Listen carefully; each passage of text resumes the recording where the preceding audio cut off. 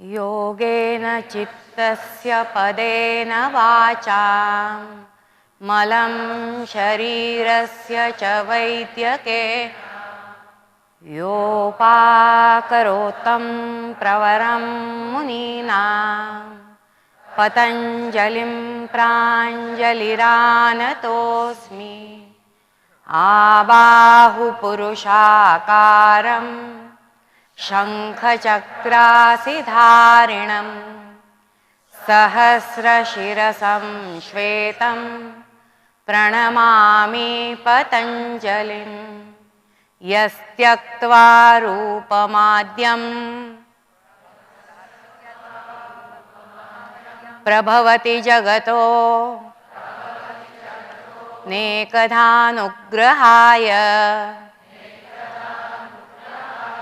प्रक्षीणक्लेशराशिर्विषमविषधरो नेकवक्त्रः सुभोगी सर्वज्ञानप्रसूतिर्भुजगपरिकरः प्रीतये यस्य नित्यं देवो हीशः सवोऽव्यात् सितविमलतनोर् योगदो योगयुक्तः हरिः ओम्।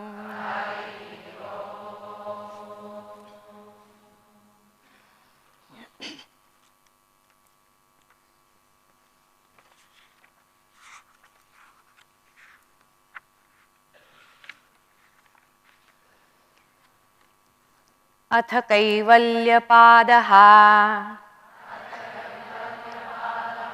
जन्मौषधि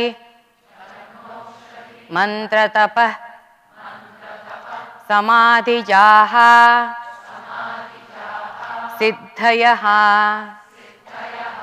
जात्यन्तर परिणामः प्रकृत्या पुरात् निमित्तमं अप्रयोजकं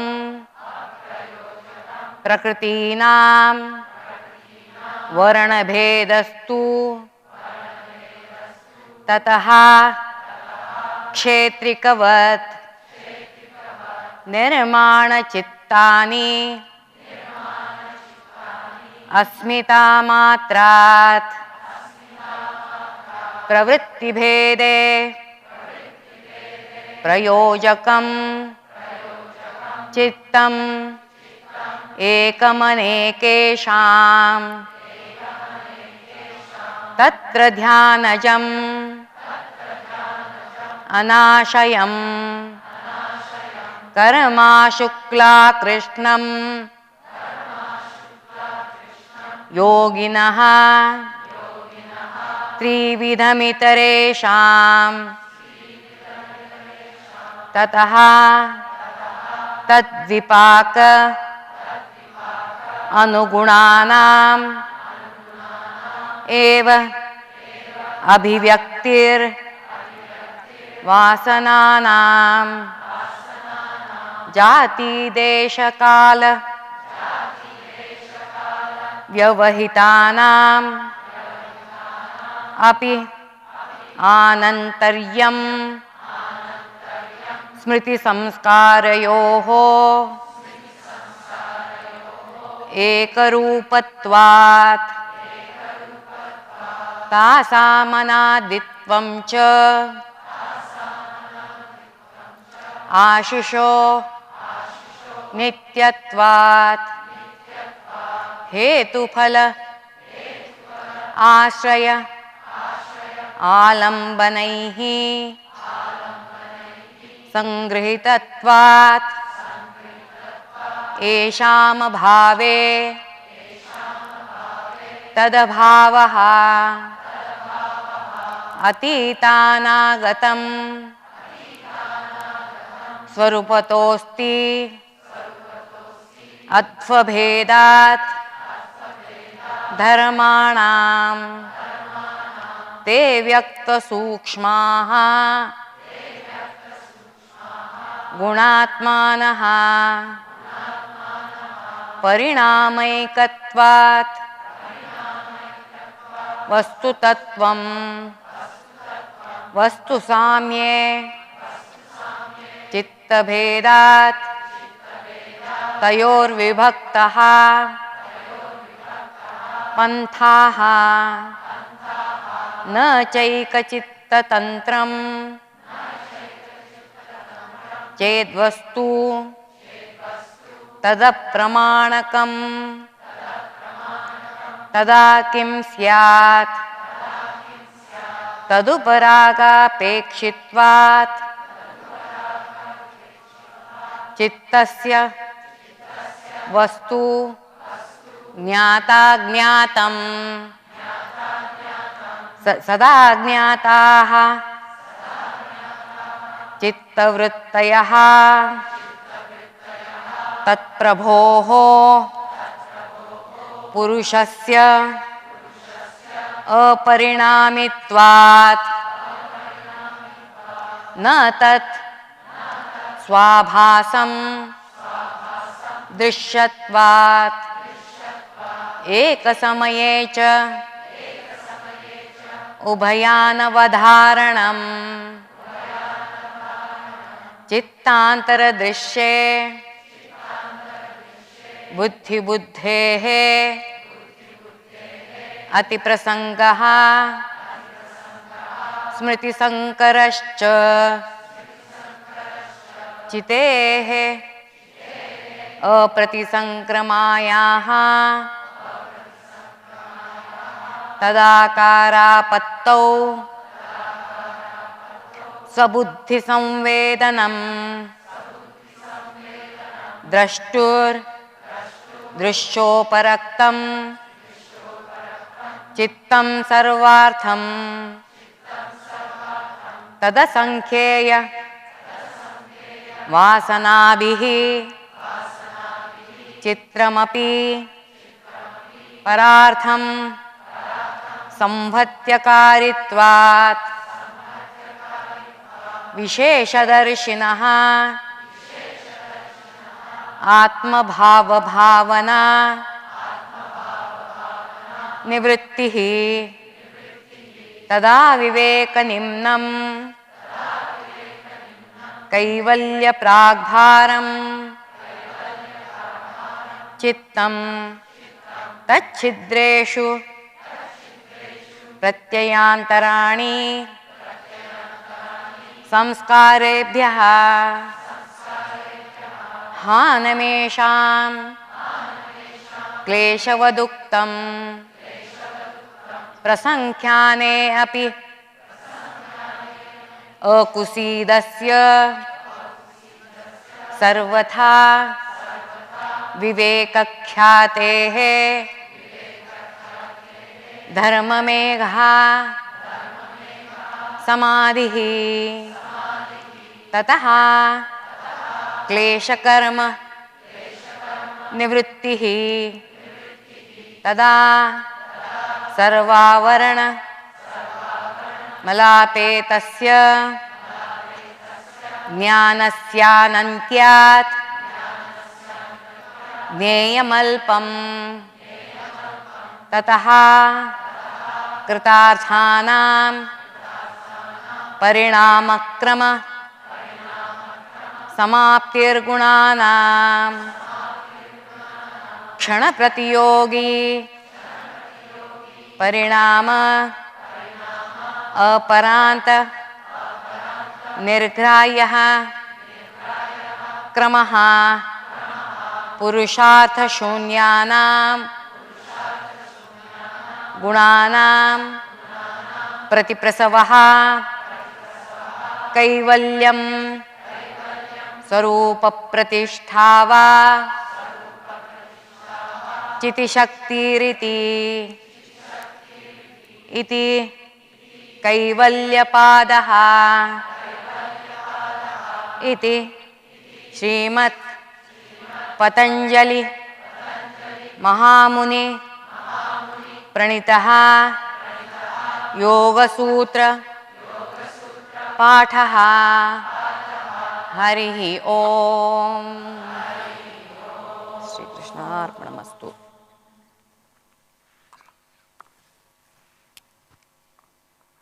Thank you very much.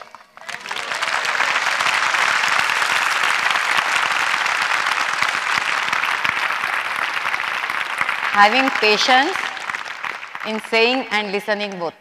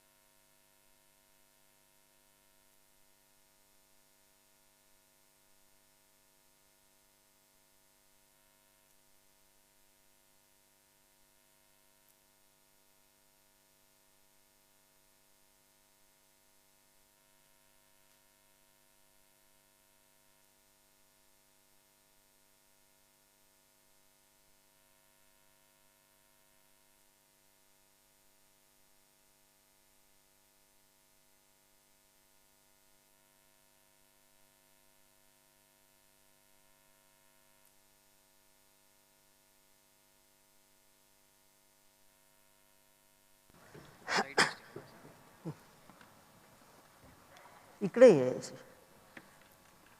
जाऊ नको. Because after I speak, I can't hear then your question.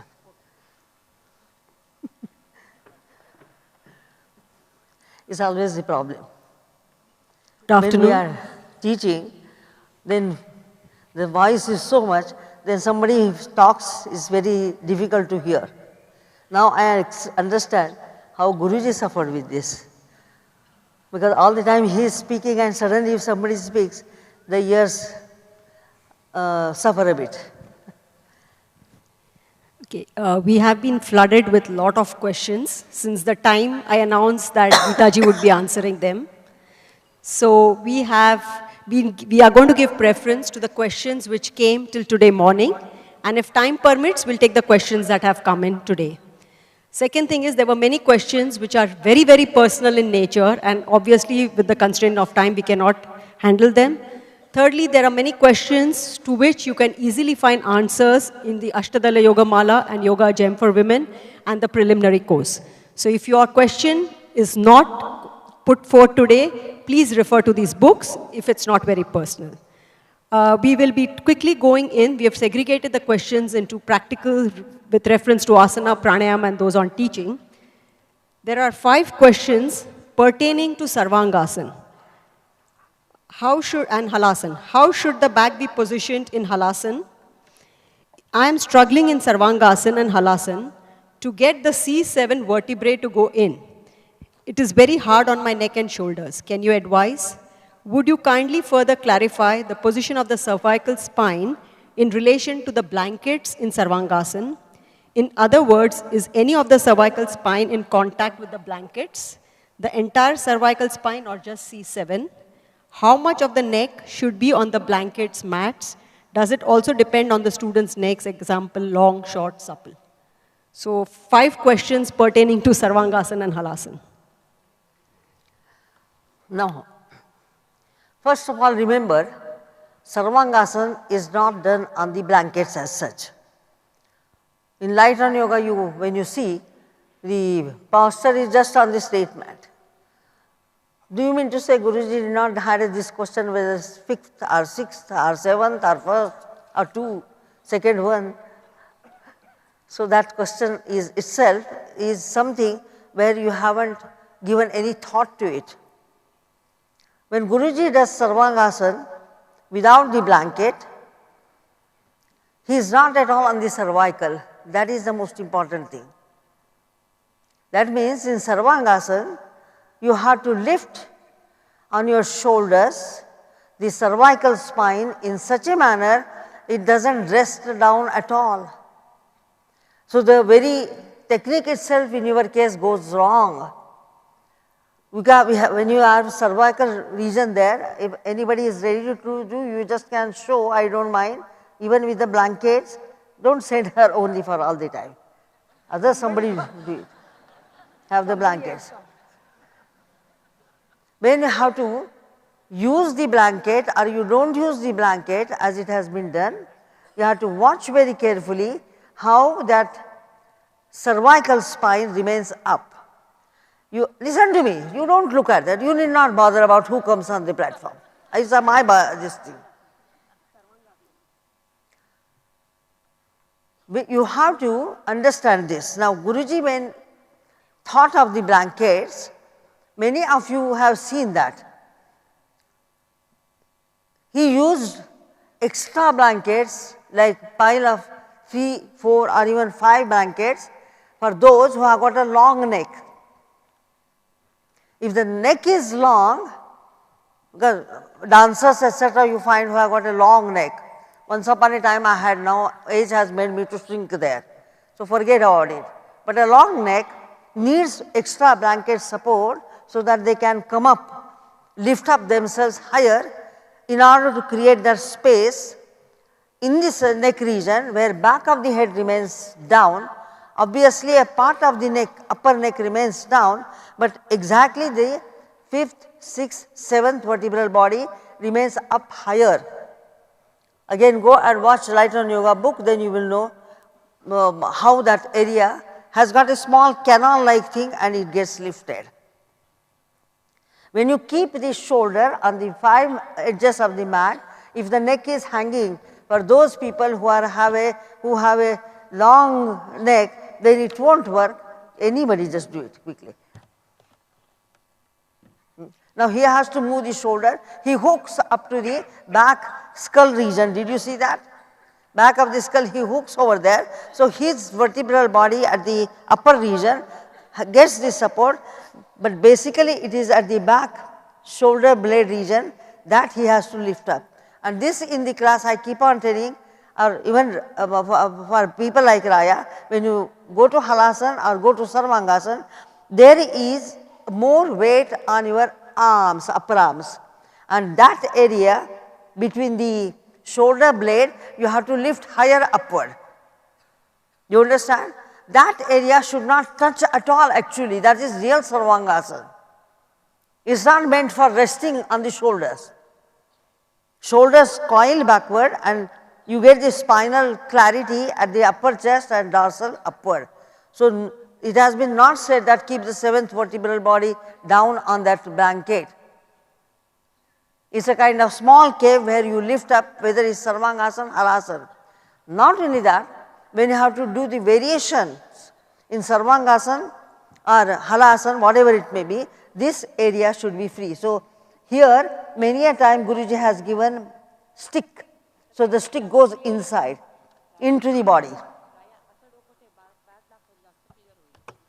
back.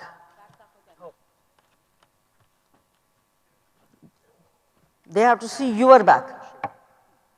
So, camera I do not know how long it will take, your back they have to see. And now, shall I tell you one thing? Wait in the pose. Now, having the palms on the back, in children class etc., you have pump upward, do you remember? Yeah. Pump your body up, pump, see how much it comes up. In children class, especially chakrasana etc., when they have to do, this has been taught that they have to pump upward and lift up. So, having the elbow further inside, hook as much as you can, I will not give the belt right now. If you take the belt, it will come still up higher. But let him do without having the belt, and now lift to Sarvangasana and lift that area up of the cervical neck, which should not go down or which should not have a what do you call thickness to go downward. Now, as far as this is concerned, why you use the extra blanket, you have armpit chest has to move from back to the front and that should be open here. Okay? Bring the belt. So, when you use the belt, if these upper arms go inside, you find this lift coming, the neck lift coming, and nowhere the question of cervical vertebral body comes there, as he has got already a lift. Tighter.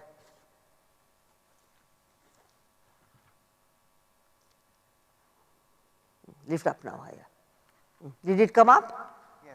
You could see. So, this armpit chest when opens, obviously the whole cervical comes up, and you people do halfway, it just collapses downward.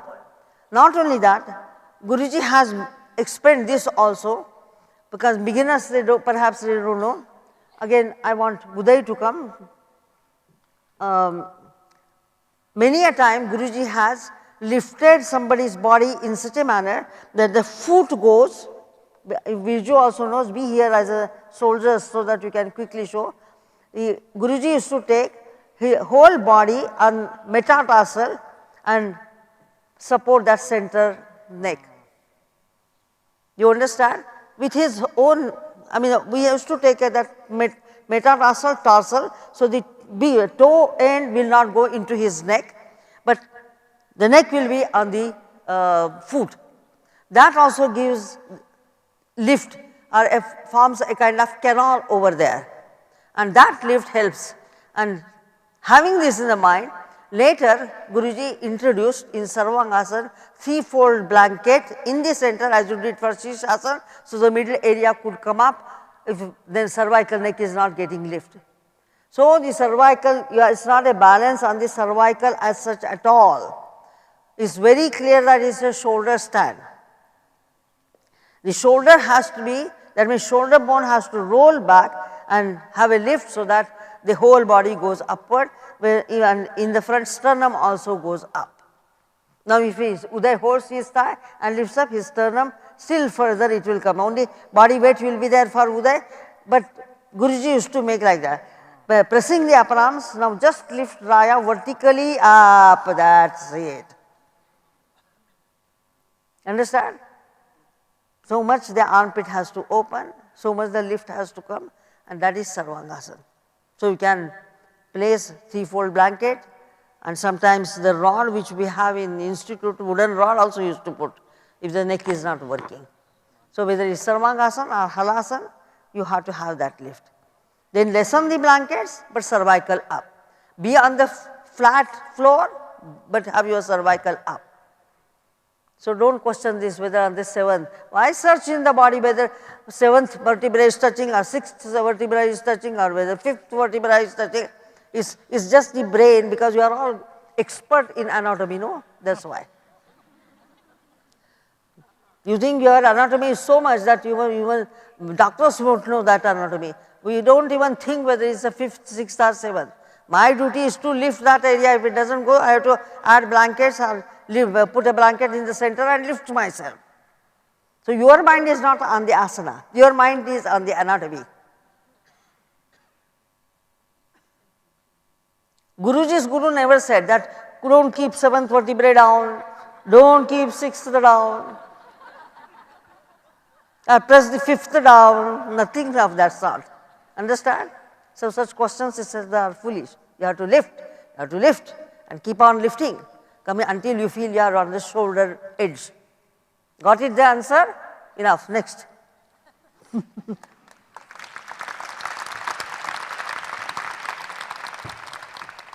What is the right time for self-practice apart from what Geeta ji mentioned in the early morning?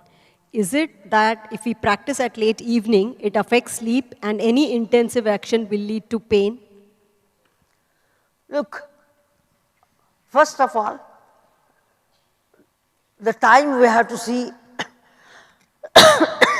these days when the life is running so fast. The first duty is you should practice. What I mean to say is that everyone should practice. If that is the aim, you have to choose the time. You need not worry about which is the best time. Whatever is the availability of the time, you have to practice.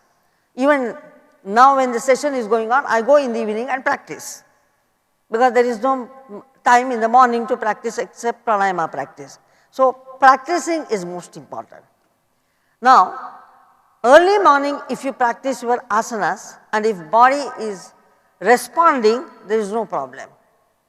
But after getting up from the bed and then if you have to pick up the practice and body is very stiff or because of the sleep it has become heavy, then practice becomes difficult. If you have to bring the ease in your practice means you have to see that you practice little late. But in countries like where it is a very hot sun, early morning itself, when you find like Madras in India or when you approach yourself to the central portion of the earth, the heat will be so strong, you have to see that that time before the sun rises too high up and it becomes very hot, better to do in the morning. So, your stiffness, your country or the weather, what kind of weather you have there and timing. If stiffness comes in old people or those who have got arthritis etc., then I would say that do not start practicing early. But if the weather is suitable and you have no problem, definitely do early in the morning. Because then restrictions regarding the food will come later. You should not have breakfast or food in such a manner that afterwards practice becomes difficult. Then you can do, otherwise even in the late morning or afternoon etc. Evening practice also same way, when it is a time for sunset or when it is cooled down a bit, you can start in the evening. But it will affect the sleep in case you have worked very hard, especially back bendings. If you practice in the evening, it keeps you in a very wakeful state, then you may not get the sleep. Only there are some asanas which are suitable when you have to do in the evening. For example, your inversions, your forward bends or twisting or even a few standing poses, that you have to adjust or your sequence of practice has to be adjusted according to the time. But strong back bendings like you are doing Viparita Dandasana, Urdhva, then sleep will not come. Same thing with the pranayama. Evening pranayama, you have to see that your sleep is not broken at night or sleeplessness is invited, that should not happen. And that is why you have to take care to find out that evening practice has to be such that it is suitable and it brings a soothing sensation, but just working hard on full arm balance, elbow balance or back bendings etc. will keep you awake whole of the night. That you have to take care. And that is why the asanas has to be understood, which is bringing soothing feeling, which is quietening, which is not really making you to get activated too much, and then the energy that you produce with the asana will go in a wrong way. Otherwise, evening practice is also allowed.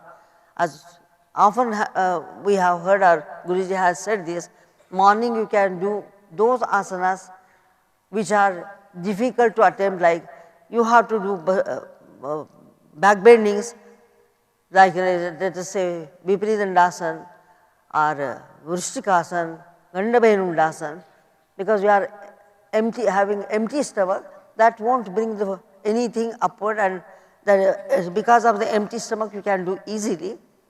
But evening if you do that, having food, you may invite also the problem or you may invite sleeplessness at night. So that is how the adjustment in the practice is required, and all the sequences etc. has been given in the book, you can watch. When you have a sleepless night, what has to be done is said in Ashtatara Yogamala also. So read those books, then you will know what to do. Like today itself, when I changed the sequence for the second session after children's class, because after doing the jumping etc., you need some quietness to proceed towards the pranayama. So I took Uttanasana, Prasarita Padottanasana, such things which does not take a long time, more than 10 to 15 minutes. Shirshasana, if you attempt properly, then there is no question, you go straight away to Shirshasana, straight away to Sarvangasana, Halasana, then you can do pranayama. only explanation, in giving all the informations, wrong things, right things, etc. takes a long time in the convention because it has to be conveyed to all. In convention, we have to convey so many things to the whole mass. Understand that, yes. Can we practice Shirshasana wearing spectacles? No, spectacles if you use, first of all, you use these spectacles for what purpose? You use it to see. You were doing Shirshasana, but I had spectacles because I have to see far distance whether it's correct. Certain things, and especially when I find something problematic, then I have to wear and see at the back whether that is going correctly at long distance. This distance, close distance for me, there is no problem. So you wear spectacles for what purpose? You wear it to see. Having the vision defect, you have to see. Now in Shirshasana, do you have to see outside or you have to see inside? If you have to see inside, do you require spectacles? There is no mirror also to look into the mirror to say that how you are doing it. So that it does not come, but spectacles when move from your eyes in a different direction, the vision will be still disturbed. Because you are in Shirshasana having the spectacles and they go on the forehead, what is the point then? On the contrary, that visually, what you have normal visually strength or potency in your spectacles, that will be further disturbed and you will think something is going wrong with the eyes and you will rush to the doctor. Better that remove it and you do it. Similarly with the pranayama, if you have to do the pranayama, does the spectacle needed? Simple thing. Yes, if the teacher is showing something, you may wear if you can't see the teacher who is at the far distance or if your vision is less there. You have to see. But otherwise, it's your own process of doing which you have to understand from inside. So, as such, to do the yogic practice, you do not need any spectacles, but inner eyes have to be open to a great extent. There is no spectacle, unfortunately, otherwise even I have used it. Understand? That if somebody had made the spectacles where I can see inside, I will be perhaps the first person to purchase.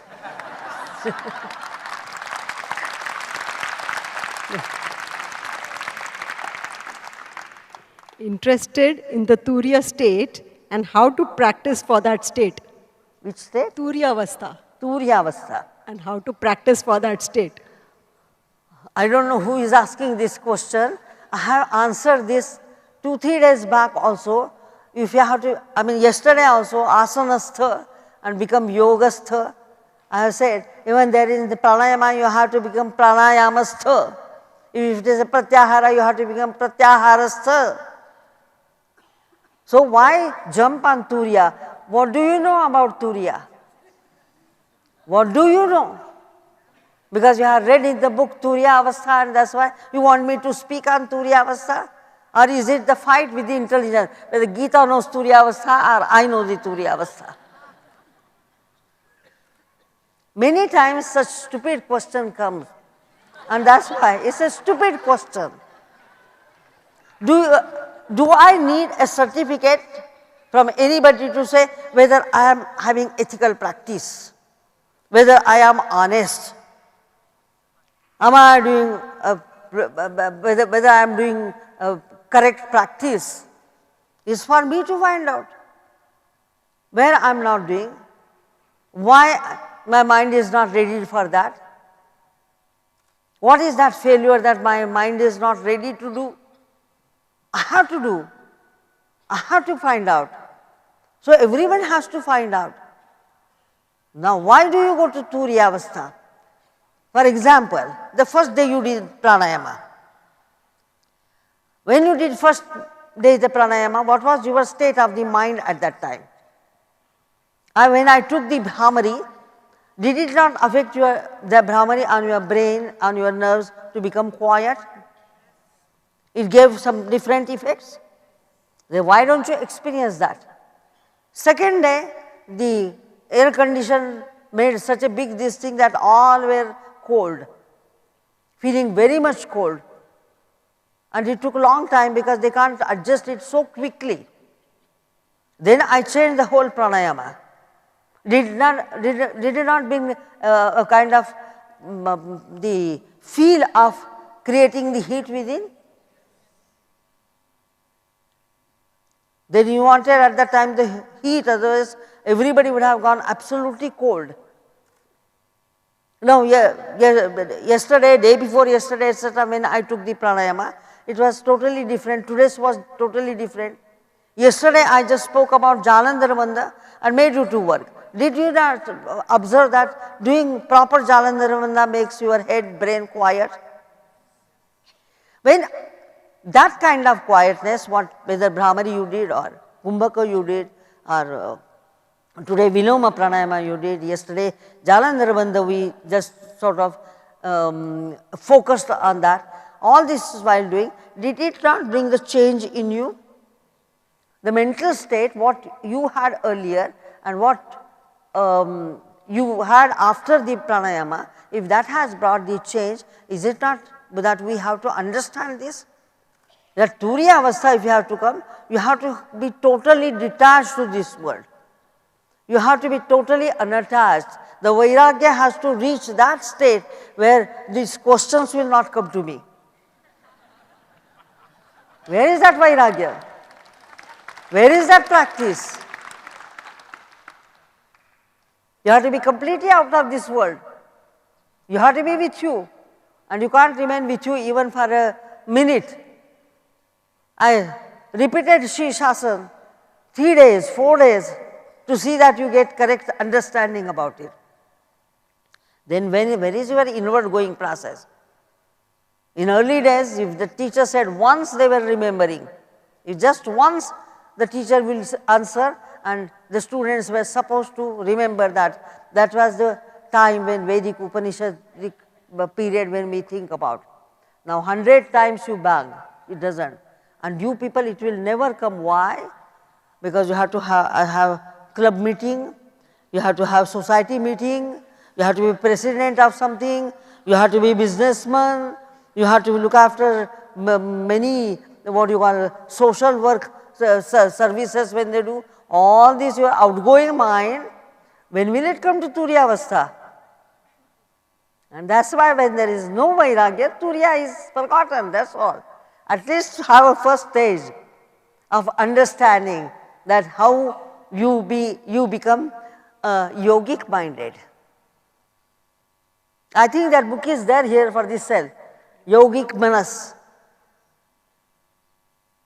So have that mind, at least understand that, let me have that yogic manas. The mind has to become yogic. The physical body has to become yogic. Your senses of perception, organs of action has to become yogic. That means yogic in English we have to say. If they are not yogic, Turiya is far away. Just be, even if you are in Arambhavastha, just starting, doing regularly and understanding, that will help you to a great extent. Next. How well and how quickly do you think yoga affects children's emotional development?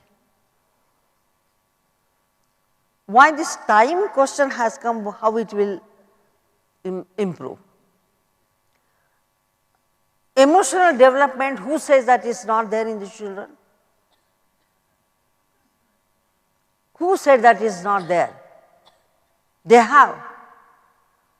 If I have to point out, it is the parents who don't understand their emotions.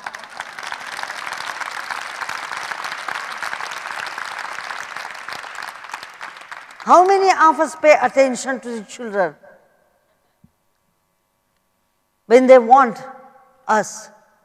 They want grandparents, they want mother, they want father to be close. You have got work, your office, not with the children.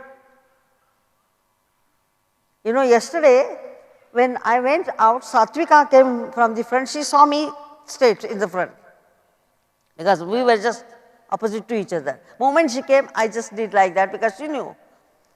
And she just spread her hands, arms towards me because she saw me first. Abhi was on this side. But moment she saw Abhi, immediately her hands went towards Abhi's side. At that time, I did not pick her up. That's mother. Mother, she wants mother.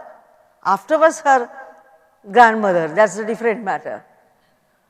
So that mind which waits, because from morning, early morning, she had not seen Abhijata.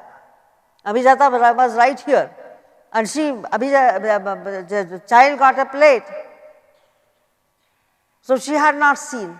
So that emotion, when she approached the mother, immediately looking at her, first she saw me and then she saw her. Then is it not the duty of mother to pick her up and take it? Take the child with? I also left, I said, go, let her go. Let her see first mother. How many give time for the children? How many people, how many mothers or fathers give time for the children? Is it not a duty?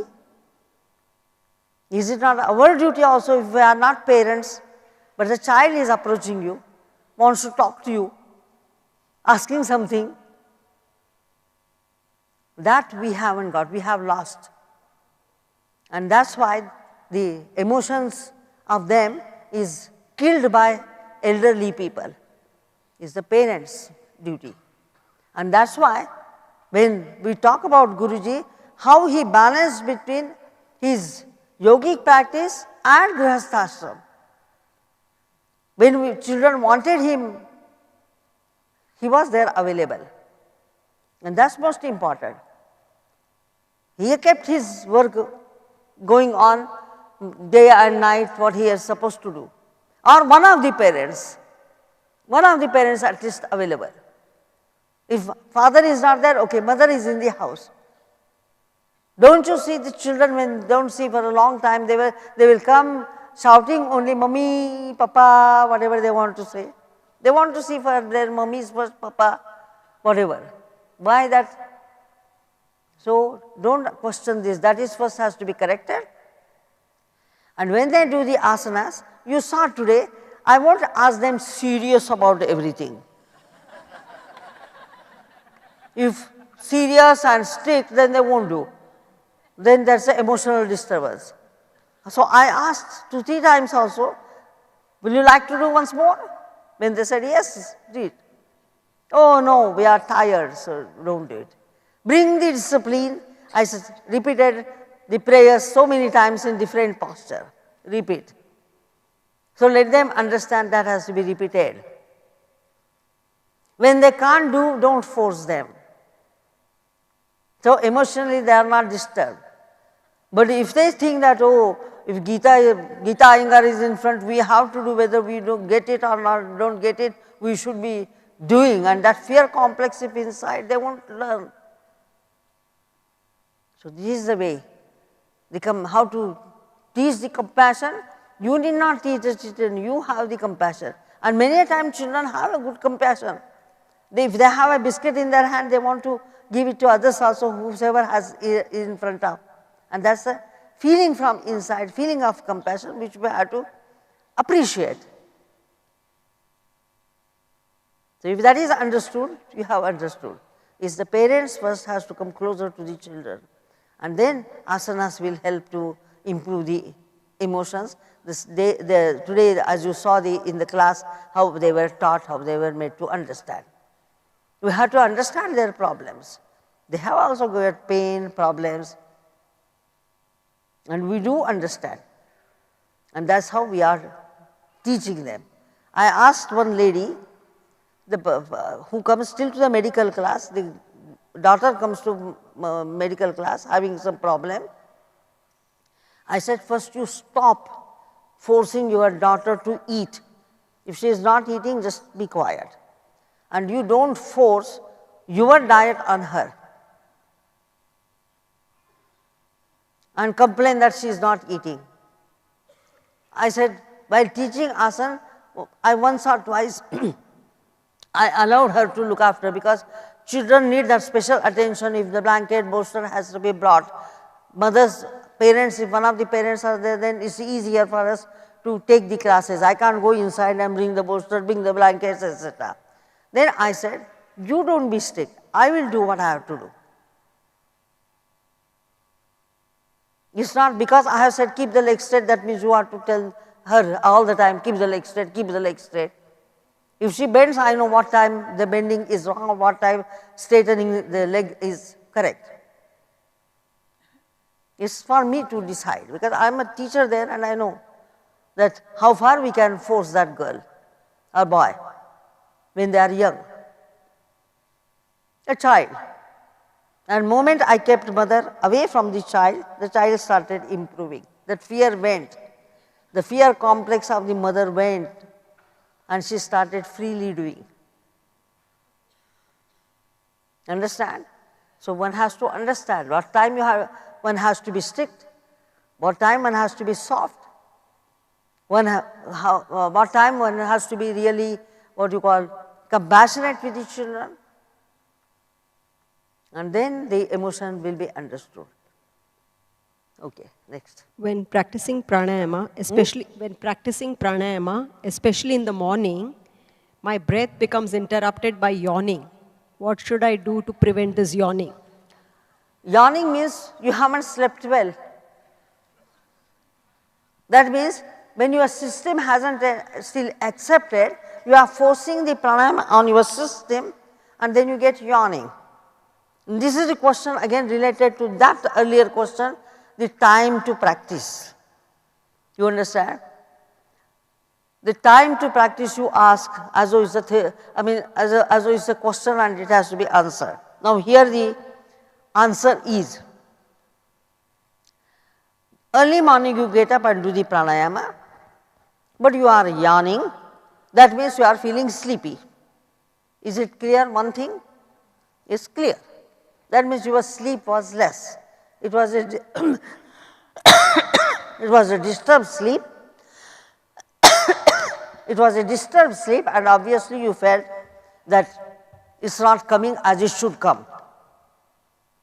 Now, when you can't do the pranayama in the early morning, all these days, even today, actually it was a pranayama class in the beginning, but children wanted to see this, come here and do it.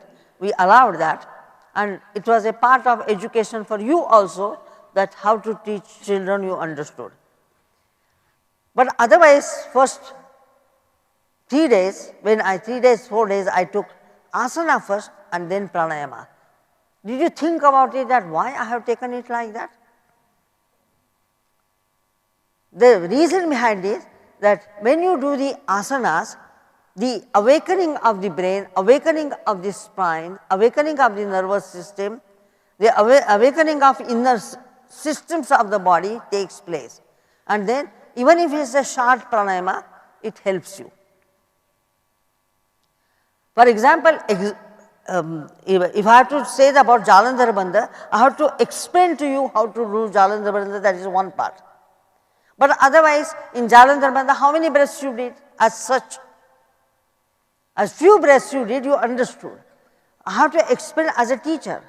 But when you have to do on your own, how long we are going to do? You may sit for 10 minutes.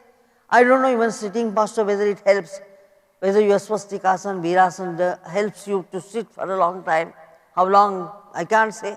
So those early practitioners may be able to sit 20 minutes, half an hour, whatever they can, but others can't.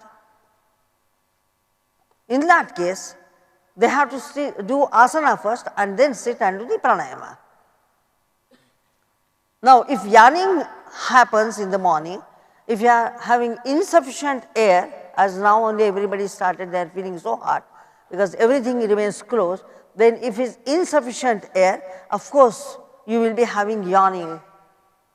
And then you have to do antar kumbhak, etc., inhalation, retention, exhalation, or viloma. See, again pen went to the paper, because that is not understanding the background of it. If inhalation is less, you need the inhalative pranayama for that purpose, where you inhale or retain to bring your alertness. But if you haven't completed your sleep, it will be harmful. the same pranayama will be harmful to you, because you one side you are feeling sleepy, you are yawning, you are tired. Then the best thing is to do shavasana. And some shavasana pranayam, so your brain, nerves, everything becomes quiet, and then sitting pranayama may help you. So yawning itself indicates tamasic nature. The yawning indicates the fatigue, the deep fatigue which is inside. So sleep, when you there is a lack of sleep, that also causes the yawning, or heavy food taken. I mean a day, I mean night before your pranayama practice, that may harm you. So you have to understand this, your state, that is called emotion. It is not just strict. Emotionally you have to understand, yesterday late night, food or party, whatever is there, then today morning you cannot just do. Or after doing the asana, how am I able to do the practice of pranayama? Let me see. If I am getting something, let me decide for at least for few days or few months that first asana and then pranayama. So yawning is this answer. Even if in the evening you yawn, know very well it's a fatigue or tiredness. Got it? Okay. Why is there sometimes much saliva in the mouth during shavasana and pranayam, and I feel the need to repeatedly swallow? Other times there is no swallowing and salivating problem. No, it's not true. Other times when you are swallowing the saliva, you don't understand, because we are sitting, you are sitting, I am sitting. Now how many times saliva has been taken inside is unknown to us, because we are listening or I am talking, and some of them if are what you call bored of the question answer, they may also produce the saliva. If suddenly if they think of some food, today's food if they did not like, and some good food they have not, the saliva will be oozing from the mouth. All such things are possible. Or if the food is not digested, saliva will be oozing. So that is not the question. But in pranayama, when there is no stability inside, when there is no quietness, you will be producing saliva more. And that is why the food time and pranayama time is kept in such a manner that the production of the saliva will not take place so much as otherwise it will happen, because now it will happen, you have had food, saliva will be in the mouth in order to have a proper digestion. That is one part. Second part is, sometimes the tongue does not remain relaxed. Those who are doing shavasana or those who are sitting for the pranayama, but from inside if you are talking, that means you are sitting, showing me that you are doing sitting pranayama, and or you are lying down and just showing off that you are doing pranayama in lying down position. That time if your mind is wandering somewhere, the saliva formation will be more. If suddenly something comes to the brain of any kind of thought, you suddenly think of something and then you find the saliva in the mouth. At that time only one solution is, you have exhalation and have saliva, so the throat is not irritated. If it is the inhalation, completing the inhalation you swallow the saliva, but when you swallow the saliva, by that time exhalation has taken place. When you have when you are not to have the control over exhalation, like viloma, bahya viloma pranayama, exhalation pause, exhalation pause, exhalation pause. There specifically you focus yourself on that exhalation and the pauses. Or if you want to have the long exhalation, there you are having the attention on the exhalation. That time after inhalation, swallowing the saliva is something where your exhalation will happen when you swallow. When you speak, it is exhalation. If I am speaking, it is exhalation every time. If I swallow the saliva, it is exhalation. It goes in, but I exhale from the nose out. When you are having the food, it is exhalation, because you swallow the food, exhalation happens. And that's why when you are having the food in your mouth, you should not speak, because you don't know where it will just get caught. Halfway the exhalation done, or having the food and you are swallowing it, and then if you try to exhale, it is throwing out. Then you get cough. So that saliva brings the cough. And that's why normally in Indian way, we are not supposed to talk when you are having the food. All our attention should be on the food. At that time, we have to see that we are eating this food for the sake of prana, to get some energy. So think of the Lord when you are having the food. Don't think of anything else. Don't think of your enemies or with whom you have to fight or quarrel or kill. You should, while eating, you should not think about that. Then that food also turns toxin at that time, as the mind will be. That's why keep the mind quiet. Eat with your quietness. Eat with that mind which is pure. Then the saliva formation doesn't take place. Normally otherwise, the saliva formation is when you have got mental anxiety. And that's why in Shavasana and Pranayama, many a time the anxiety surfaces more. When you are quiet, the anxiety surfaces more. Don't allow that anxiety to surface. Rather keep yourself quiet, then you find the saliva formation is somewhere controlled. And of course, the right time to have the food, so that there is a gap between food taking and pranayama. Right? Got it? Okay. How does a student know if it is his or her dharma to become a teacher when we will never be able to teach like Guruji or Gitaji? Good. The next part I liked it. I appreciate that. Now, you see, it's not a question of decision. You can't just decide, let me be teacher. Yeah, you can think, oh, let me be a doctor, I want to become a lawyer, everything is understandable. If your parents are somebody doctor, somebody lawyer, then you think in that way. And as a child, you are proud at that time, oh, my father is a lawyer, my father is a doctor, I want to become a doctor. The child watches that father is a doctor and having the stethoscope checking, the child also wants to do that job. Knowing nothing about what doctor means or what lawyer means, nothing. So to have that first aim that I want to be a teacher itself is a wrong.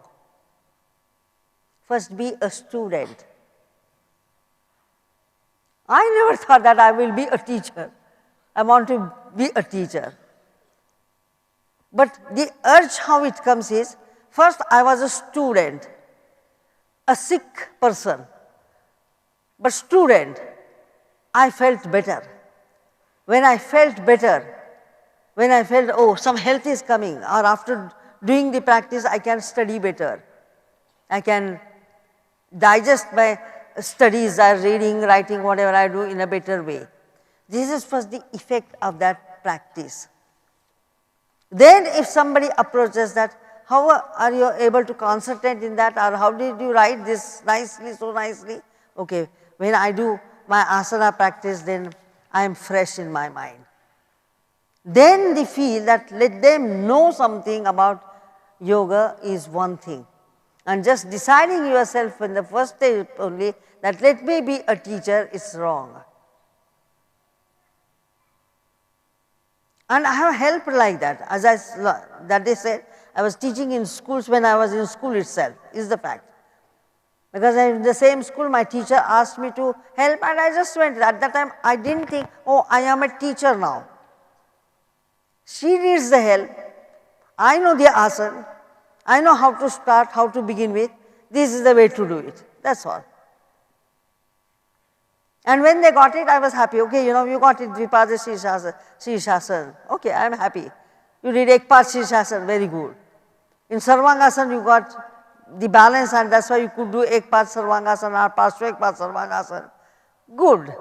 Because when it's a creativity. children are doing, and when I have just performed myself, showed them if they are going wrong and saying that hey, this is not the way, see how I lift myself, as just now you saw Raya lifting his cervical neck region, etc. Then it's just you are in it. You can't become just a good teacher at once. I never knew at that time what is good teacher and bad teacher. Looking at people, then we improve ourselves. Oh, what is the problem? How did Guruji become a good teacher? Krishnamacharya did not produce a good teacher in B.K. Iyengar. No, it's a wrong idea. Understand that base itself. He just wanted somebody to perform for those 4-5 days when another disciple was not available. He taught, and Guruji somehow picked up with whatever emotional this thing, which we don't know whether he was afraid of Guruji, he could not answer Krishnamacharya, or whatever Krishnamacharya has to say he has to do, because after all he was looking after Guruji. So he did, the interest came. As the interest came, he started working on that. The feel came that let me learn this, let me learn that, oh he is doing like this, let me also learn that. It came. As it came, he became a teacher. There he understood, oh even if I do, they are not doing, they are not understanding what I am supposed to do. Or he thought the other way also, which is there in Ashtadalokamala, they are doing better than me, I have to do better than them. So how am I supposed to do? Where I look that they are doing better than me, because Guruji is just small figure, and college students, they were well nourished, etc. And then he learned, no, I am supposed to do this way, because a teacher has to be wiser than the students. When you are a school teacher you become, of course you should know what you are supposed to teach your students over there. And then the idea came to Guruji, yes, here the faulty thing is and here the correct thing is, and I have to teach them correctly in this manner. A patient comes to him and he doesn't know, do you mean to say all the diseases were knowing, he was knowing, and all the list of the asanas, sequence of asanas he was knowing? Impossible. Okay, the person is in front of me telling me that he has a headache. He was not even taught whether to touch the neck to find out whether headache is there, what to do with the migraine, etc. Some stress is there, the brain is caught, cold and cough is all the time there, and that is why the person is suffering with the migraine, reading too long, too much of weakness in the body, and then studying. All this, his reflection on that person, which made him to understand what has to be done for the headache, what has to be done for the cold and cough.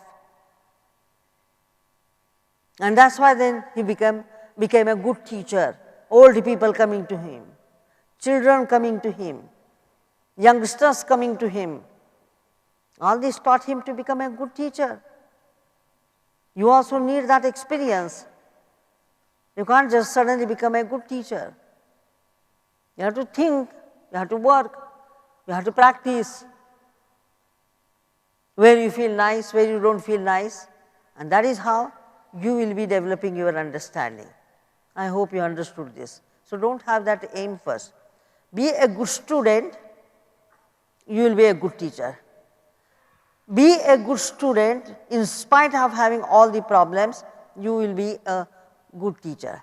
Even in my case, when I am now suffering for so many days with my CTD, I informed the teachers, I said, look what I am doing now, because they also don't know. I have to pick up myself with that intelligence, how I am supposed to do. And then when I said, see that person who comes into the class, if you make that person to do, the person will feel better. Am I not? Do I not say this to the teachers here? Yes? So how many times I have said? Yes, I also could not really stretch my thigh. Otherwise, my earlier imprint of stretching the thigh, and now the imprint of not getting the stretch of the thigh, there is a vast difference, and I find out from that how it has to be done. When the problem has come, and I inform them, see that person was standing in this manner, you make that person to do, he will also feel better or she will also feel better. That is called becoming a good teacher. Because understand that emotional development in you has to happen to help others, to teach others. If that is not there, theoretically you can't teach anything. Then it's just distance. I can speak for hours together to you, you will be at that distance listening to me. Oh, very, very good lecture, very good, you will say, but you will not learn anything. Yes. This is related, so I think you've answered. Would you mind guiding us on how to light the fire of yoga in newcomers? Many people start but don't continue. I think you've answered it. I have answered that because it is you who have to keep that enthusiasm burning in you, and so that enthusiasm burns in them. They come with this, if a student of yours comes to you and how to reach Turiya Avastha, if you say, that's what my father's answer always. If anybody says, teach me Samadhi or take me to Turiya Avastha, he will say, get out. You should have that courage to say, get out. You haven't even touched the base. Where are you asking about Turiya Avastha and Samadhi Avastha? Do you know how to stand on your feet? Have you got a balance of mind? Then the answer will be no. So somewhere they read, reading the book they question. If you are teaching only Samadhi, we will join the class. Get out. Who bothers about it? As though you are fit enough to do Samadhi. This is all coming bookish knowledge. Understand? On advertisement. Reading the advertisement, give this. People do yoga for Samadhi state, I also want Samadhi. The advertisements are bad. It's money making business, but advertisements in this manner is bad. So you should have a courage, those who are really genuine, having a genuine approach to come and ask you yoga, teach them. And the question is that how do we know whether we are crossing the border of determination and going away from what positive determination has to be there? That is the question.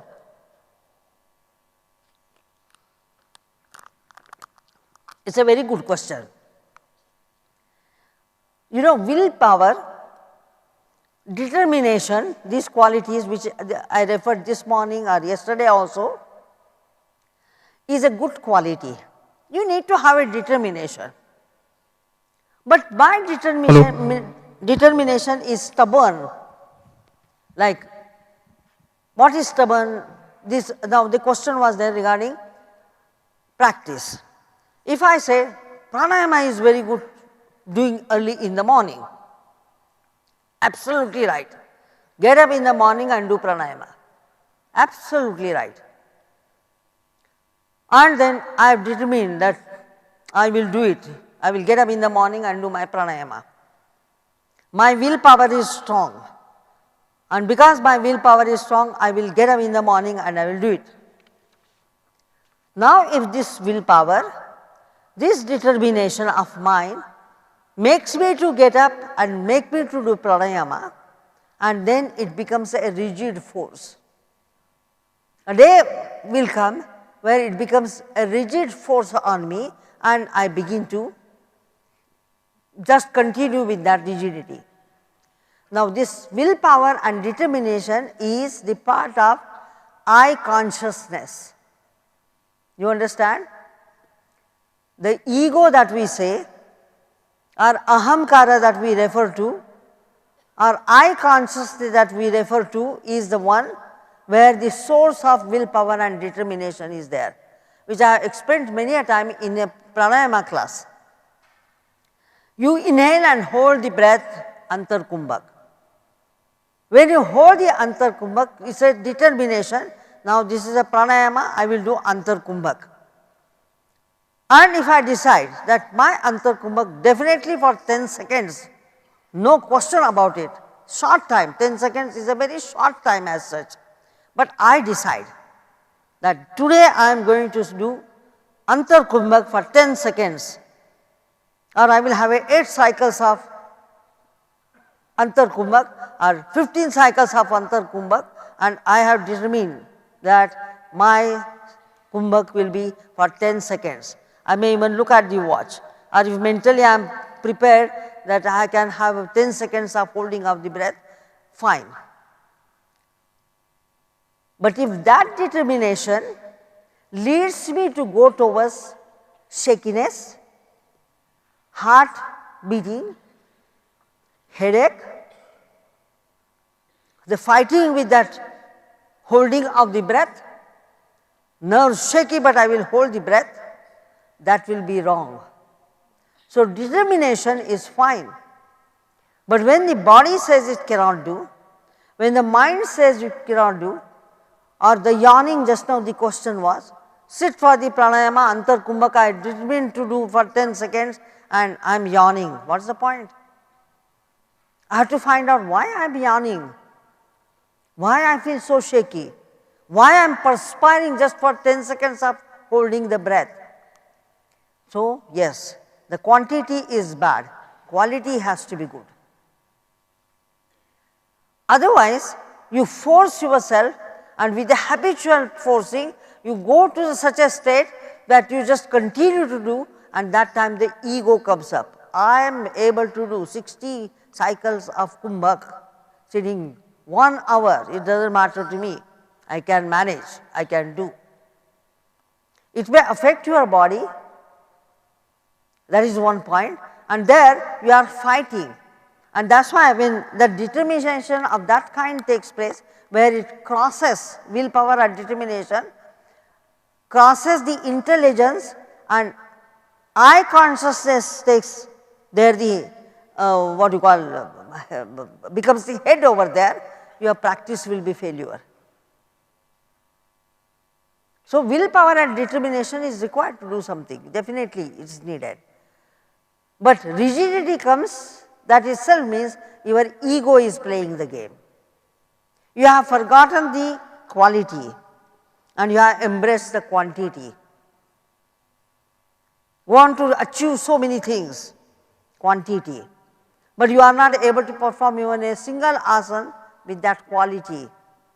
So, in teaching process also, if you watch from very first day which is recorded, you will know now very well that in the beginning I have taken few asanas with detailed explanation for you to understand the depth of that asana. Then some of the asanas, when I come to some time, I say no, now let me just finish the other asanas where I will not go into the details, but continuity of the intelligence I have kept it. If I say straight leg in this, in the next pose also straight leg, or stretching of the leg in this manner, in the next pose also stretching in this manner. So, continuity there, intelligence is not broken. What you learnt in Trikonasana, I will say whether in Parshvakonasana you are able to apply. But as the asanas proceed, just for the quantity wise, time wise or determination wise, I am going to make all the standing poses, then it becomes failure. Whether as a teacher I have determined or as a student you have determined, it is wrong. And that is why I have to learn myself to look at myself, whether after Trikonasana, Parshvakonasana or Virabhadrasana, did I do my next pose properly or I am running away.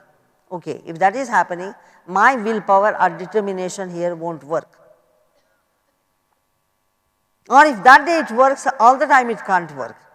Today decided to do so, I decided and I will do it, but tomorrow it should not affect. So, ego projects determination, ego projected determination and intelligence projecting determination, there is a difference. If ego projects the determination or willpower, is more rajasic. If intelligence projects that, it will be sattvic. And that is what deeply exists in your underdoing and overdoing. Overdoing with the ego is wrong. Underdoing with the fear is wrong. Between that fear and ego, you have to balance all that underdoing and overdoing. That is the philosophy. I hope you understood. Okay. Yes. I heard you talk about faith, You said the problem with all of us is that we lack faith. Yeah. We lack faith. Oh. Can you tell me how to develop faith? This is a modern question because language of the modern is that how you develop personality. Thank God there is no question like how do you develop ego or how you develop your determination. Are there the questions to be asked? So, it is not that question. The question is of not, the faith is not developed. The faith comes when you keep on doing the sadhana. The faith comes to you. When you look into it, the faith comes. Now, is that a question of argument, whether you believe in God or you do not believe in God? Then you can go on arguing. I can't argue both the sides. If there is an argument, if you say God exists, I will say no, it doesn't. God doesn't exist. If you say God doesn't exist, I am ready to argue with God exists. Both ways you can argue. What does it matter? Question is not that. The faith is such when you are, and that is why now you are coming to the point which I explained to you in last few days, that Guruji's approach was such, he was not a theoretical man, he was a practical man. He was not worried about whether he knows all the sutras, whether he is following all the sutras of the Patanjali, all that is not the question. He read again and again, had faith in Patanjali by reading, oh Patanjali says this, oh God, Patanjali is saying regarding Samadhi so much. Patanjali is saying about the asana in 3 sutras, so huge philosophy. He says once at one place, Sthirasukumasana, Tato Dandana Bhighata, he says, and he says about Ananta Samapatti, he says all these aspects when he says, Guruji could think over it practically. It is not that he had faith in asana and with the faith he started doing. Where is the question of faith when there was no food to eat? Tell me. When he was not having sufficient food also to eat, is there a question of faith? Perhaps at that time he might have thought, oh, it's a fate I have to do. So faith does not come in that manner or it does not develop in that manner. For him, how the faith came, he was also not a person who knew therapeutic yoga. He was a person who was not really knowing that philosophical background behind it so deeply to know why Patanjali is saying like that. Again, for him is also in the mind the argument might have come whether God exists or does not exist. The feel might have come to him also when he says Chitta Vritti Nirodha, where is the Nirodha? Every time the mind is occupied with so many things, so many thoughts, so many worries, where is the Chitta Vritti Nirodha? How can it happen, the Vritti Nirodha? All these questions might have come to his mind also, no? Because he was hardly at that time 17, 18, 20. He also passed through those age, what you call steps. He was young sometimes, then middle age, then old, very much old at the age of 96. The faith is not that. When you practice, when you do the sadhana, in that sadhana, when something comes out, as you did Shavasana and you felt nice, you did the other day Brahmari and brain was quiet, a different state of mind, then the faith comes. Oh, Brahmari helps you in that manner. So the faith is also built up in that manner. You suddenly jump and say, how do I know sitting here whether Everest exists there or not? I haven't seen the Everest. I am just sitting here. I may geographically know where the Everest exists over there. How will I have the faith? No chance. Yes, but somebody has reached up to the Everest. A group of people have reached up to the Everest. So it exists. Though I haven't seen. That is the faith. I can't deny because I didn't see, that's why I deny Everest. I can't say that. This will be a foolishness. Somebody has reached, so I know that it exists over there. So in your case also that is the thing. You have to do, reach somewhere and find out. Then the faith will come. Why the faith doesn't come? Because half-heartedly you do. First there is a doubt in the mind and then you want to do. And most of the time negative doubt. Positive doubt at least is, makes us to look into it deeper. But negative won't make us to look into it. And that is what Krishna also has answered Arjuna. He says if you are all the time having doubt in the mind, there is no way, it is closed. I have a doubt whether from this hall I can go out or not, or whether I am caught here. Then positively I look, oh, there is a door, I can go out. There is a passage available for me to go out. So I go into it, to the passage. Yes, I can move away out from this hall. Otherwise, like in prison, like imprisoned person, we would have been here. So faith comes as you pave your path to look deeper and deeper into that what you have chosen to do, it comes. How can you say a scientist had a faith that he will reach the moon and he will reach Mars also? It's not the question of faith. It is his trial, every time trying, finding out what are the errors, how to do, how to go about it. Then that is a positive approach towards it. And then it is possible to have the faith. And at the end also all these scientists, they have a faith in something which is a supreme spirit, supreme energy. That only makes them to understand, because from where this knowledge came, they can't answer you. They experimented, that is the fact. But how it flashes, there is a cosmic intelligence. Through that cosmic intelligence, if we are approaching that way on the path, whether you have to send, whether you have to reach the Mars or you have to reach the soul is the same. The faith is needed. One is taking the support of material, the other is taking the support of the internal apparatus. Both are possible. And that is how the faith is developed. Please understand that. It is not something method to develop the faith. You just do what you know. You do what you think that is helping you. The faith will come. If you fail to understand what is giving, that means somewhere you are lacking your efforts. Then put your efforts more. How many times the scientists have not failed? They have failed. But failure also leads towards the success, that is what you say, no? You failed, that is why you find something with new eyes, you try to look into it again. Oh, this failed, so I think I was wrong in this. I have to now find out if something newly I can do so that I can proceed further. That gives the faith. That is the inner hidden faith. Understand that, then the faith development will occur automatically. 3 related questions. How do you think yoga will and should be integrated into Western societies that are driven by flashy and superficial practices? Another question, how can we make our practice more spiritual? In the United States, I feel that sometimes there is a stronger emphasis on the physical aspect of the practice and less on the spiritual.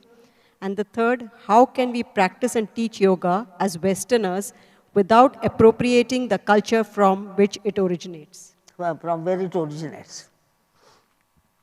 All this dual mind. First of all, if yoga has an origin in India, then we belong to some different culture, and then India belongs to different culture, so that is duality of the mind. That is one thing. Second thing, when you say how to introduce, if people are saying it physical yoga and teach us spiritual yoga, that is again duality. Where is the difference between physical and spiritual? What do you mean by becoming spiritual yoga? Now, these questions again come from the head of those people who do not know anything about the subject. To which I answer. The other day I said, how Guruji's definition, which is based on Patanjali's whole Yoga Sutra, Patanjali also refers to the body, he refers to the mind, he refers to the senses of perception, he refers to the organs of action, he mentions about intelligence, he mentions about I consciousness, he mentions about the consciousness, he mentions about the conscience, viveka, everything is there. And he is showing that journey. But if I refer to Patanjali also, you will say it is your tradition, we do not know who is Patanjali. What can be done? The faith is lacking. Whether Patanjali was existing or not existing, if that is your question, why should I bother? That is none of my problem. And who said that whole society has to be pulled in that manner when they have got this duality of the mind? You should be able to teach or inform when you have to, that what is happening with physical body when it is dealt with your practice of yoga. What you call as a practice of yoga, and as yesterday I said to become asanastha, if you are picking up the asana, making yourself to do the asanas as is being taught by the teachers, is it not your duty to find out what asanas are doing to you? Okay, even if it is physical, let us say, you did on the right side your Trikonasana, but on left side you could not do Trikonasana in that manner. If you could not do Trikonasana on that manner, why there should be difference between right side Trikonasana and left side Trikonasana? Is your body? Then why you did not do? You may say, oh, left side I have this problem, my physical problem, my stiffness and this, so left I could not do, but right I could do. If you say that, then the question again remains that how could you do on the right? Did you notice that what you did on the right and what you did not do on the left? If you did well on that side, this side, did you try all those things? That means, is our perception looking into it, is it improving? Okay, when you do all the standing poses, it is giving you some effect. Did you think about that effect of the asanas there, to think that which way it is helping you, which way the forward bend brings change in you, which way the inversions bring change in you? Have they done to know this is physical and spiritual? Let us say you have all of us have got a body. Then when we declare ourselves that we are dead, or declared by the next person that the person is dead, what happens there to say that the person is dead? Then what is the spirituality? What according to them is spirituality? What they are going to search in spirituality? Okay, you answer me. I mean, the one who is asking this question, that what is then spiritual yoga? Do you mean to say sitting and closing the eyes is spiritual yoga? What happens then? Okay, all of us will sit half an hour with eyes closed sitting. Is it going to bring any light to us? And what is that light you are waiting for? Has it been said somewhere that light will, what is that light? Otherwise lights are here. So this is Western, it's not Western people, you think first of all in that manner. Whosoever are put the question, whether Westerner or Easterner, I do not know, but it is your mind which is saying this is physical and we want something spiritual. Because first answer I have already given. Guruji will say, get out. If you want Turiya Avastha, just get out. So this is the answer, straight away. It is an approach right from body to the soul, and that soul also we do not know what to believe, the soul existing inside. What is the faith inside to tell us that there is a soul? Only we know that person was alive till yesterday and today he is no more, gone, over. What is that then? Dead body in which the soul has left. After we have made out of matter and something inside, that matter as well as inside something which is putting the life in the matter, and that is why we are existing. And that is why this difference cannot be there. What the question's mind is confused is that yes, if meditation is done, if you say in the saffron clothes you sit there quietly with eyes closed, then you are doing spiritual. If you move your hands and legs, you are not doing anything spiritual, then it is a body movement. That is the difference you have understood. So, it is not the Western country in that manner, and do not have that East and West in your mind. That is the basic thing.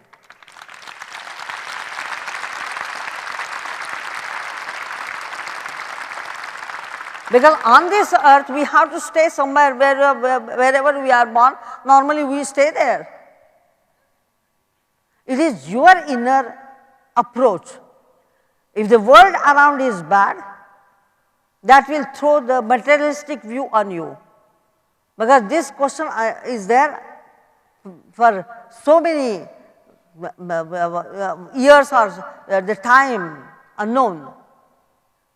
Charvaka was also born here, who spoke about the materialistic reality, and also the other Vedantic people were there who has spoken about spiritual reality.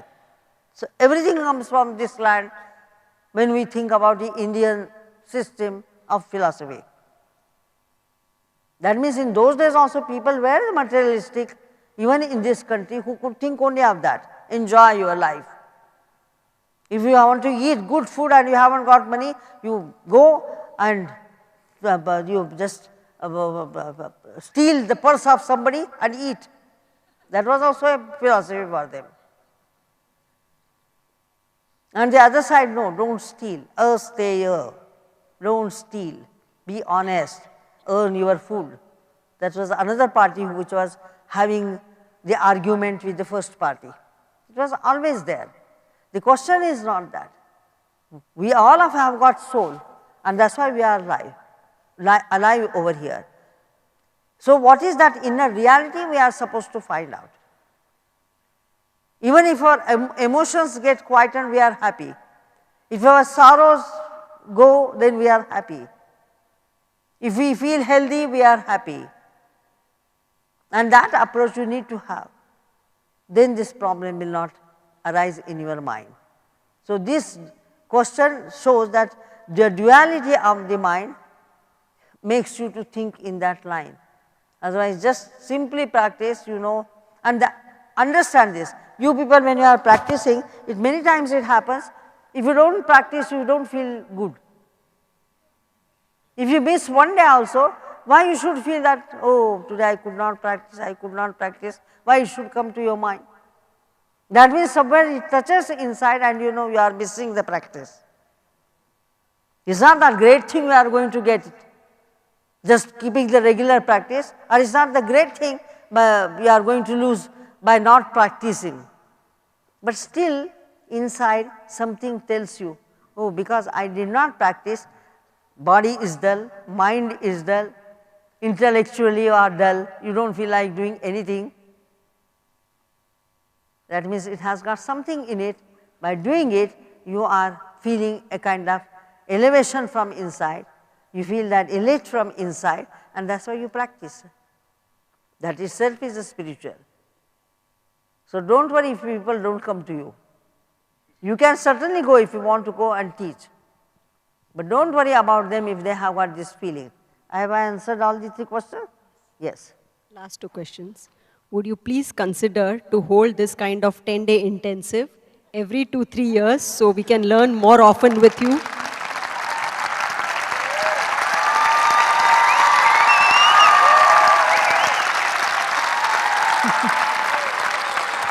I do not know.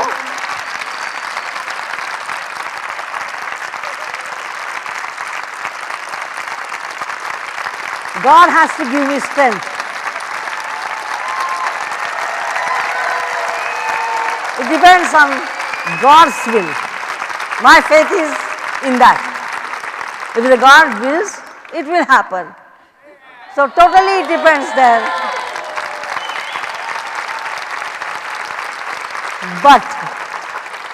But listen to this. It's good to hold for 10 days or 8 days or 10 days, whatever you think. But this is not the whole thing. As students of yoga, we have to remember this fact.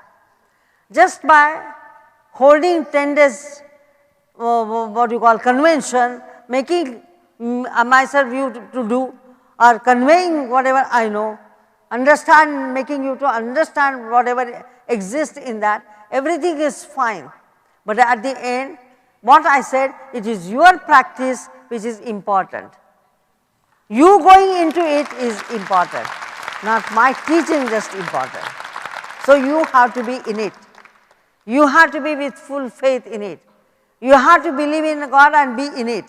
Believe in such a manner with the practice that you understand that why you are not reaching that state, because there is some perfect thing. And that also Guruji's book, Light on Ashtanga Yoga, explains that. Why we think of God, because there is something perfect than us. And that is our approach to reach that perfection. That makes us to be alive, and that should be in you. Then the things will change. So, it is not a question that we this time, but it is only Guruji's suggestion. We never knew how many will come here, but we just say, okay, we will have the program. He also had this in the mind, only now he is not there to see you people are all here to come and do yoga. But all this planning he knew, and that is why I said, even if person is not there, it's our duty, because he has said, and we have to go with our duty.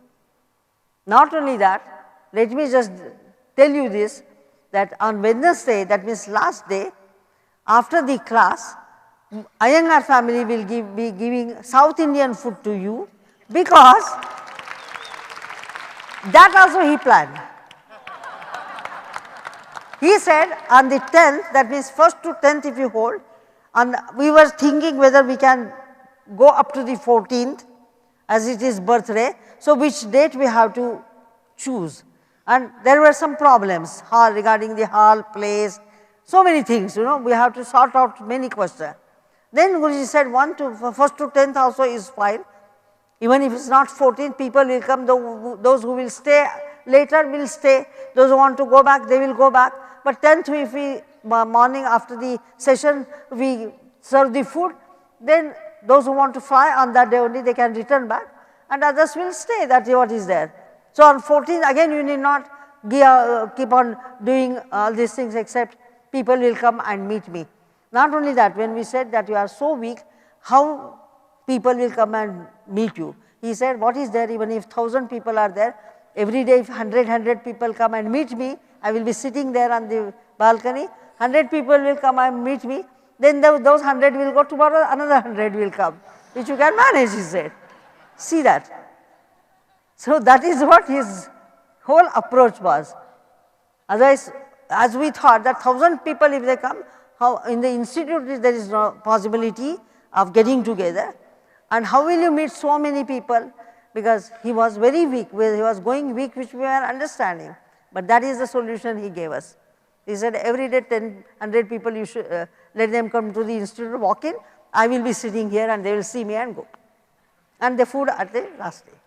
So, we will be having lunch together on Wednesday on the 10th of this month. So, then of course, that will be over, and if God gives the strength, we will continue. It depends upon His will. Thank you. Geetaji, there is one last question. One last question. Geetaji, do you have any idea as to how much we love you? Yes. Thank you. Thank you very much. I know all that. And I also, same like Guruji, as he used to love his students, I love you people. While teaching, there is no barrier in my mind.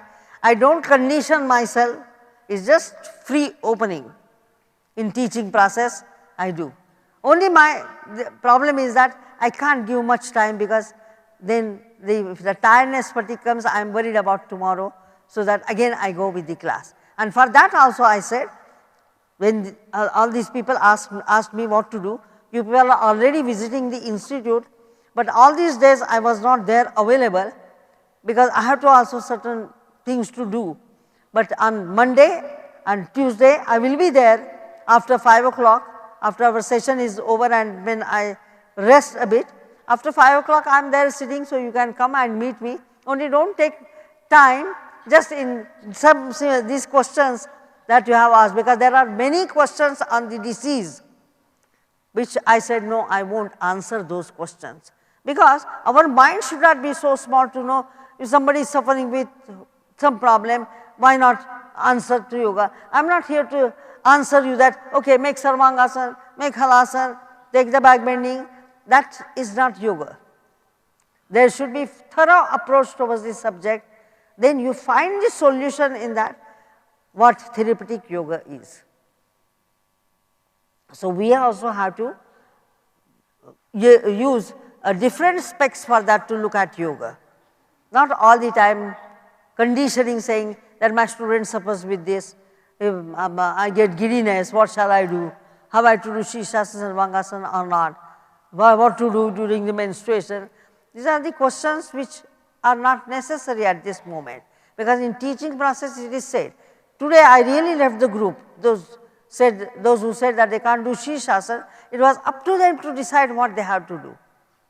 I tell you that one also. There are a group of the asanas which has to be done by women when she can't do inversions, okay. But as a human being, even I am also a woman. So I also had all this problem. It's not a problem, it's the nature. It's our nature. With this nature we have to go. Every month, if that nature is asking us to prove ourselves that we are women, we have to answer that through our certain type of practice, so femininity is retained. Nothing big than that, nothing more than that. Somebody unnecessarily worrying that now I am already 40 plus, but menstruation should not stop. Who are we to decide whether menstruation stop or not stop? Why should we think in that manner? If it stops, let it stop. It's the time to go towards menopause. And for that menopause also Guruji answered very beautifully with one sentence, menopause. If your wife is going towards menopause, okay, pause.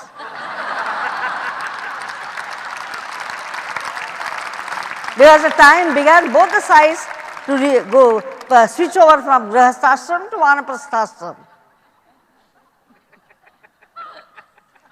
But it is not understood. So such questions should not bother you at all while you are on the path of yoga. Yes, if there is a problem with that, then it's a different question, that I get headache, what should I do? I get depressed, what shall I do?